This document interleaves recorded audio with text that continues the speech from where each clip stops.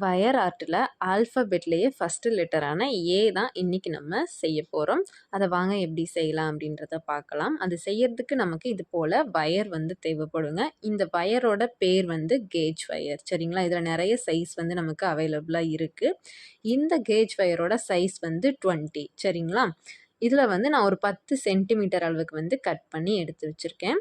நம்ம இது போல் plier use பண்ணி நல்லா இது போல் ஒரு ரவுண்ட் ஷேப்பில் வந்து நம்ம இது போல் வளைச்சி எடுத்துக்கலாம். சரிங்களா? அதாவது நம்ம ஐப்பின் ஷேப்பில் வளைப்போம் இல்லைங்களா? அதே போலவே நம்ம வளைச்சி எடுத்துக்கலாம். பொறுமையாக பண்ணுங்க.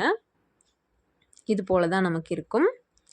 இப்போ நம்ம அதை கீழ்ப்பக்கம், அதாவது அந்த ரவுண்ட் ஷேப் வந்து கீழ்ப்பக்கம் வர்ற மாதிரி வச்சுக்கலாம். சரிங்களா? இப்போ நமக்கு எந்த அளவுக்கு லென்த் வேணும்னு பாருங்கள்.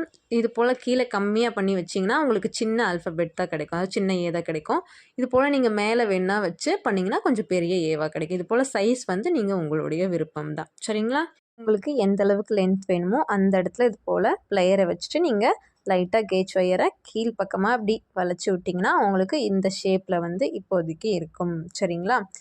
இப்போ நம்ம லைட்டாக நம்ம கையிலேயே தான் வளைச்சி எடுத்துக்க போகிறோம். இப்போ நமக்கு ப்ளையர் வந்து தேவைப்படாது. சரிங்களா? இப்போ நம்ம கையை யூஸ் பண்ணியே தான் வளைக்க போகிறோம். கீழே நமக்கு இந்தளவுக்கு லென்த் இருந்தால் போதுங்க. சரிங்களா? அப்படியே பொறுமையாக இது போல் நம்ம கேஜ் வயரை வளைச்சி எடுத்துக்கலாங்க. வீடியோவை கவனமாக பாருங்கள். இது போல் வயர் ஆர்ட் நீங்களும் கற்றுக்கணும் அப்படின்னா மறக்காமல் நம்ம எம்டி கேர்ள்ஸ் கலெக்ஷன் சேனலை சப்ஸ்கிரைப் பண்ணி வச்சுக்கோங்க.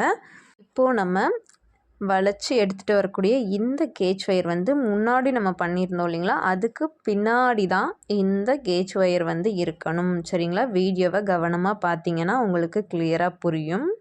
இது போல் தான் நமக்கு இருக்கும். சரிங்களா?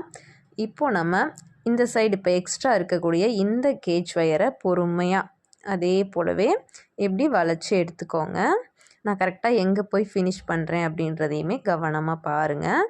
இதே போலவே ஃபினிஷ் பண்ணி எடுத்துக்கோங்க. அவ்வளோதாங்க, நம்ம சூப்பரான ஒரு ஏ வந்து செஞ்சு கம்ப்ளீட் பண்ணியாச்சுங்க. எக்ஸ்ட்ரா இருக்கக்கூடிய கேஜ் ஒயரை இது போல் கட்டர் யூஸ் பண்ணி நம்ம கட் பண்ணி எடுத்துடலாம். அவ்வளோதாங்க, நமக்கு சூப்பரான ஒரு ஏ வந்து செஞ்சு கம்ப்ளீட் பண்ணிட்டோங்க. இனிமேல் ஆல்ஃபபெட் லெட்டர்ஸ்லாம் ஒன் பை ஒன்னாக நம்ம சேனலில் நம்ம வீடியோஸ் வந்து அப்லோட் பண்ணுவோங்க. இந்த ஏவை வந்து நம்ம டாலராக யூஸ் பண்ணி ஒரு செயின் வந்து நம்ம செய்யலாங்க. அது எப்படி செய்யணும் அப்படின்றத நீங்களும் தெரிஞ்சுக்கணும்னா செயின் அப்படின்னு கமெண்ட் பண்ணுங்கள். நான் நெக்ஸ்ட் வீடியோவில் சொல்கிறேன்.